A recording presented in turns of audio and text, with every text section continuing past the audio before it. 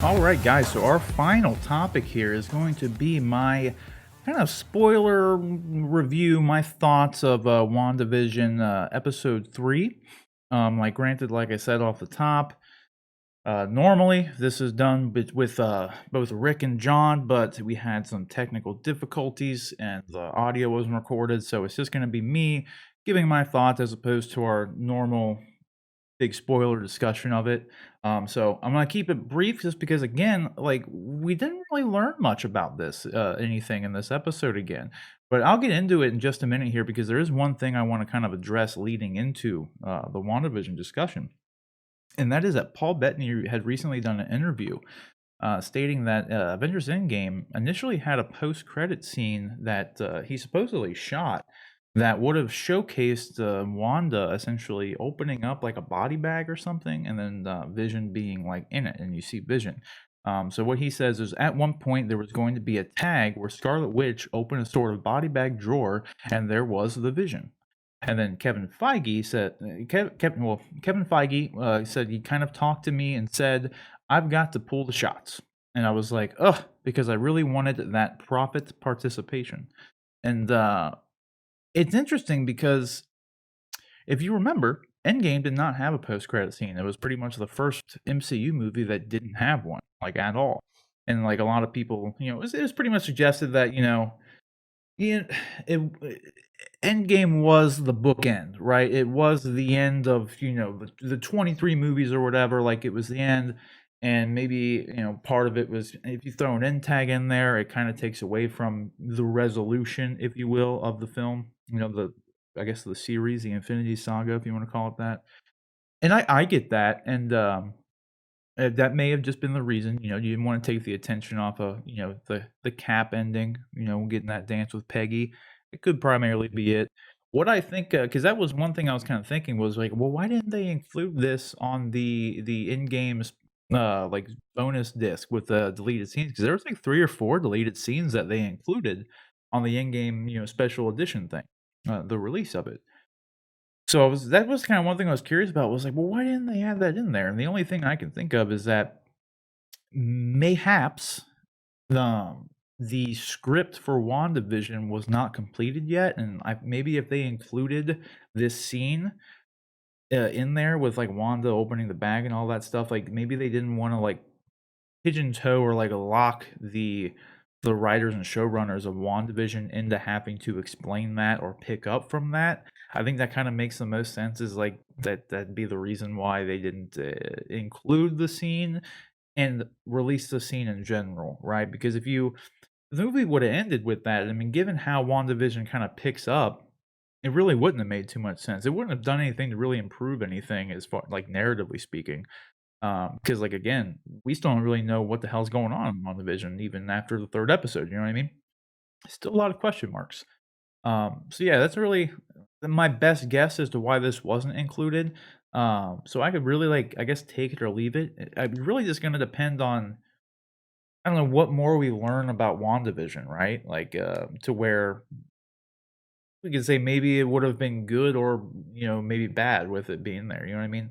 I don't know. Without knowing where everything's going, it's kind of hard to say whether or not the scene would have been any better if it was there, or if it was a missed opportunity to have it. Like, I don't know. Either way, would have been an interesting scene, but granted, like I said, given the fact that it really, after seeing how WandaVision starts, we really don't need it. Like, I mean, it would have done nothing to serve the beginning of WandaVision. So, yeah, let me know what you guys think about that down in the comment section below. But let's get into my thoughts here of WandaVision. And I gotta say, like I said off the top here, let me get situated here. This was definitely my favorite episode of the season so far. And it's like I said off the top as well, John like really loves what they're doing with this. And not to speak for him or anything, because we did just talk about this again. It was just, unfortunately, the audio did not record when we did it. Uh, but this was definitely my favorite episode, and the reason being is that we did get that end tag that kind of gives us a little bit of information as to what the hell's going on, right? Like, and we still don't know anything, but I felt like that end tag that we got did more for me than what the previous 2 episodes did, because like I've said before, the show has literally just been the sitcom land thing. And it's they've been nailing the sitcom stuff. Like they did this, they did the 50s, they did the 60s, they did the 70s. They nailed the feel, the tone of the sitcoms of those eras. So it's definitely like I'm not every time I talk about it, it's I know it sounds like I'm not liking it and I don't like what they're doing with it. And that's not the case at all.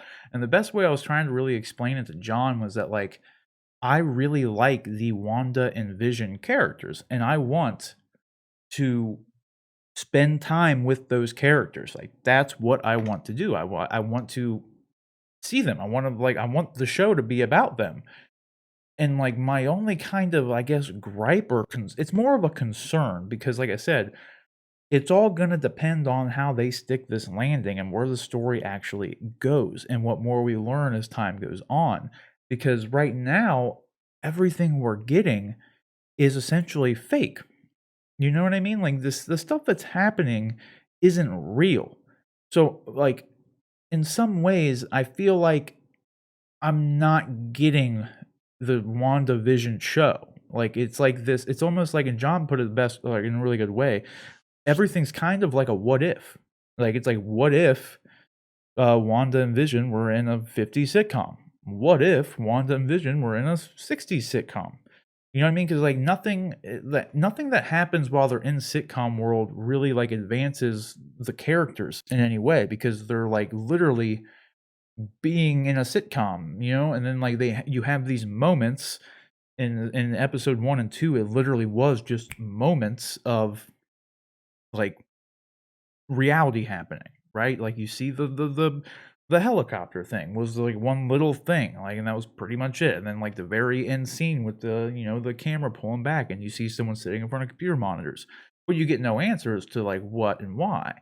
And then like you have Wanda here, who like whenever something kind of doesn't go the way she wants it to go, she just undoes everything and just rewinds time or resets vision, like and I just feel like I just want to spend time with Wanda and Vision, and, like, even though we are in some ways, we're really not because it's all fake, you know what I mean? It's all like, an illusion, It's nothing that's actually real.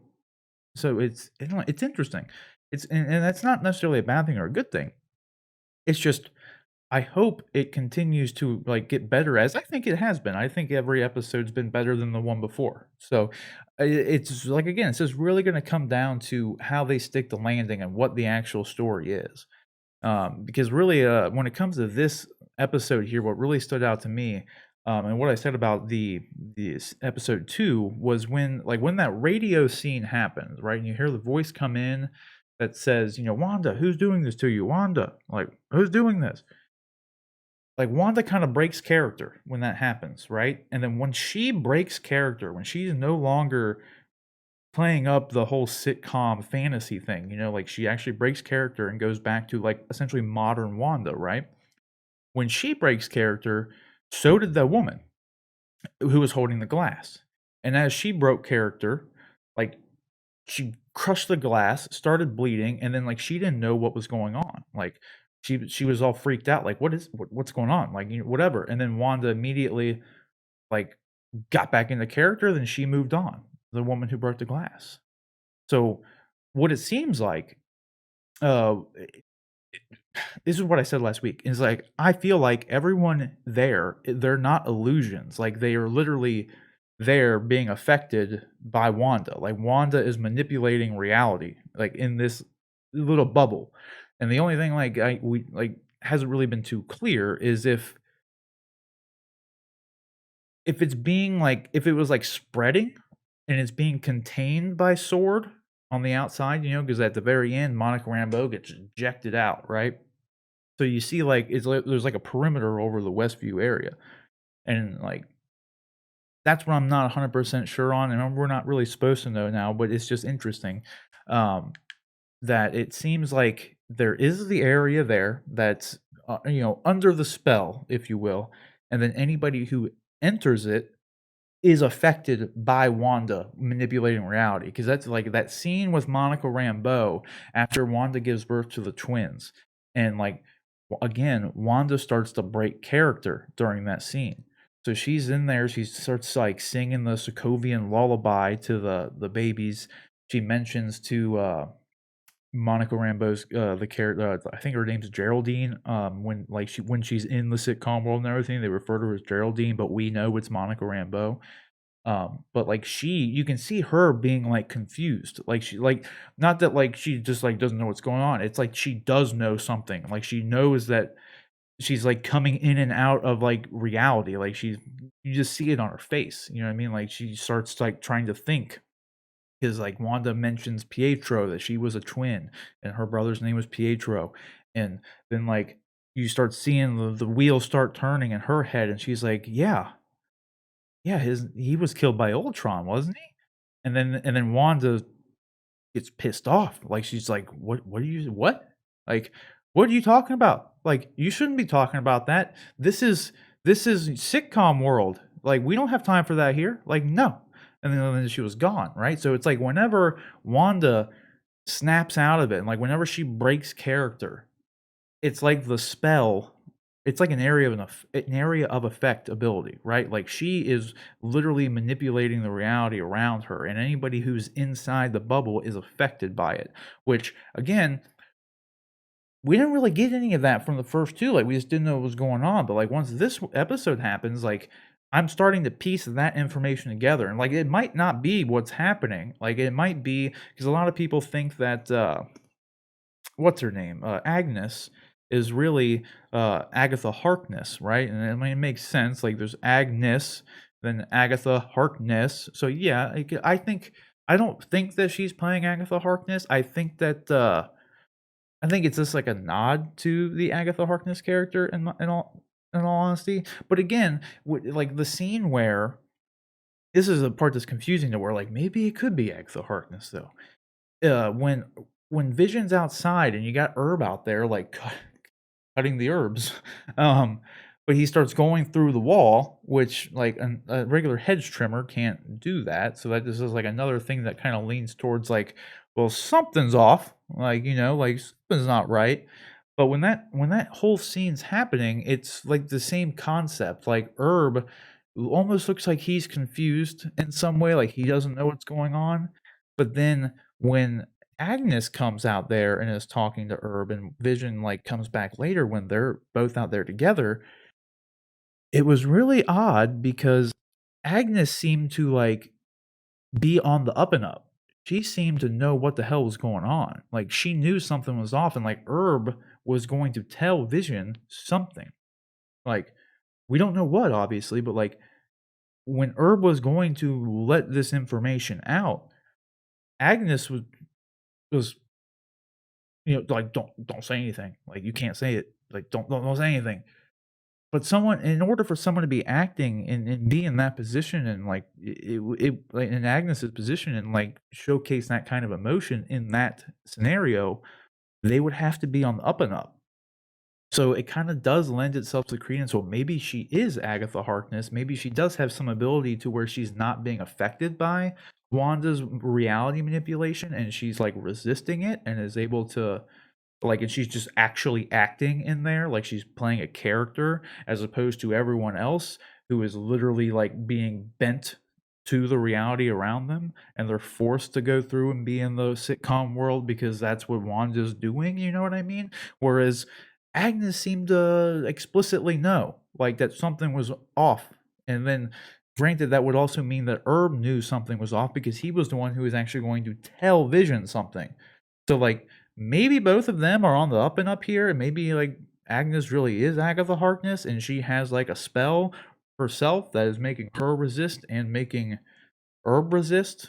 You know what I mean? Like, I don't, like a protection spell or something. Like, I don't know. I'm just spitballing here, but like that stuff is what I really liked, and that's what I was really hoping I would get more of that stuff out of the first 2 episodes.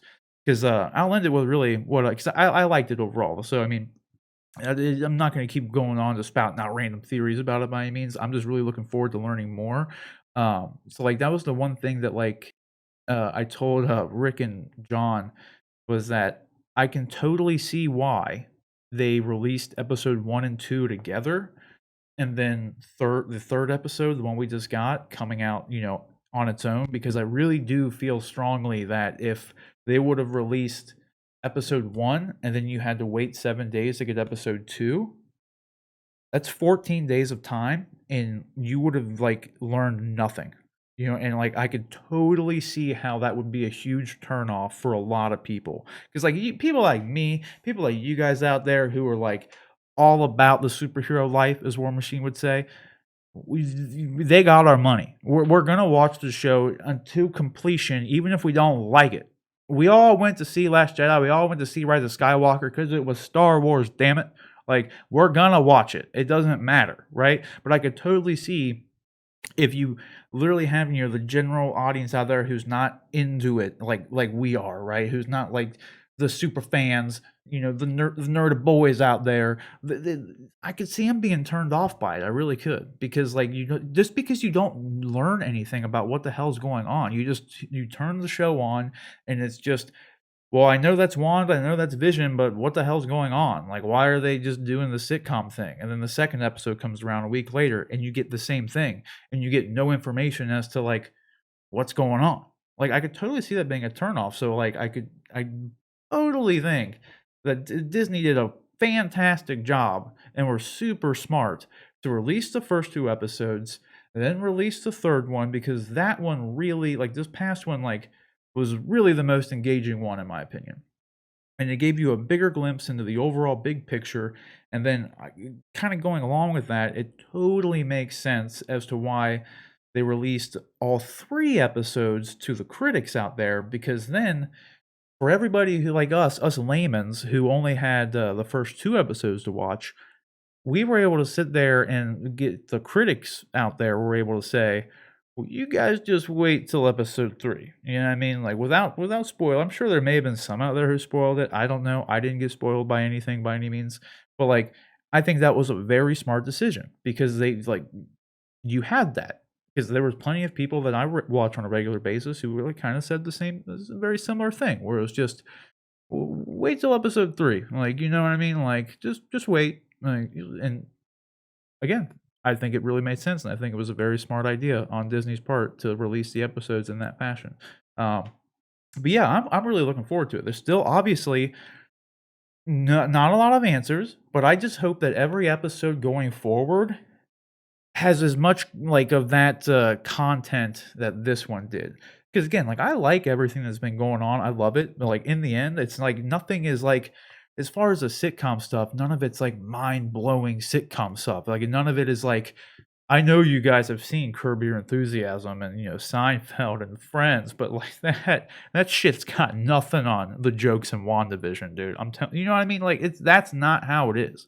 Like, the sitcom stuff that's happening is just run-of-the-mill sitcom stuff. It's nothing that's, like, mind-blowing. It's nothing, like, new and innovative. It's just mediocre sitcom stuff. Like, and mediocre, for everyone out there, like, that's not a bad thing. Mediocre is just run-of-the-mill. It's just middle. Like, it's not, like, excel, and it's not bad. It's just mediocre, just in the middle. Like, nothing bad about it, nothing great about it, Everyone thinks mediocre is a bad term, like, and you're, like, degrading the movie. It's like, no, like, or the show. It's just, no, that means it's, like, it's good. It's not bad. It's fine. That's mediocre. It's whatever. People put negative connotations on it for some reason. And it's like, no, guys, I'm just saying it's not like, it's not 100, and it's not a 0. Like, it's just somewhere in the middle. But anyways, I just hope that we continue to get that, because I'm really liking it so far. I think it's good. I just want more, because that was, again, like, my closing thought on it all is just that I like the Wanda and Vision character, so I want to actually, like, have that show. Like, I want to actually spend time with the Wanda and Vision character. And when you're in the fake sitcom world, you're not getting Wanda and Vision. Everything's fake. And that, so it's kind of like disappointing in some ways, depending on where everything goes, right? Like, I look again, so I hope there's a payoff. I mean, they got to stick to the landing. That's what's really gonna, like, do things. You know what I mean? At least in my opinion. But nevertheless, I'm very excited for it. I think everything's good. Let me know what you guys think. Did you guys think? What do you guys think about my theory there? Am I crazy? You know, I just I'm not like sticking by it. I'm perfectly open to a bunch of other theories out there. I wasn't really trying to theory craft anything. I'm not gonna try to, market this video like this is the truth about Wanda. Like, nah, man. I'm just spitballing off the top of my head here. I'm sure I'm probably missing some things because I don't like script this stuff out. I just like to go off the cuff, just get my you know my true first thoughts about everything. That's why like we do the show. Even though we like do the pre-recording of the show, I like to do it in the live setting because like I don't know, that's just the content I prefer. It's just to have that like live discussion, you know what I mean? So, guys, again, thanks for watching. Let me know if I missed anything down in the comment section below. And let me know if you agree with my theories there. Do you think Wanda is manipulating reality around her and anyone who goes into it is being affected by it? But then when she breaks character, that's when everyone else can, like, kinda break character, and then maybe it's just like, are you confused as well about the Agnes thing? Because in my mind, it seemed like she's on the up and up. It seems like she's able to resist it. She knows that something's off, and she's just, like, kinda just playing around with everything, you know? Let me know what you think down in the comment section below.